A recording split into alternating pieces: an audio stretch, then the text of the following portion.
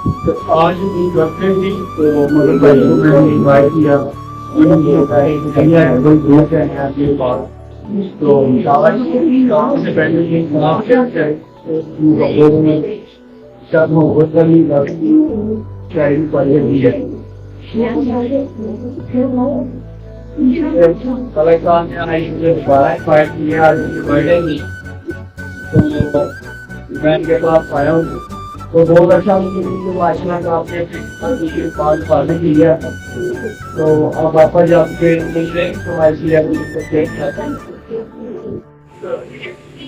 मैं यहाँ रहूँ के बाहर रहूँ, मैं जहाँ में चाहे जहाँ रहूँ,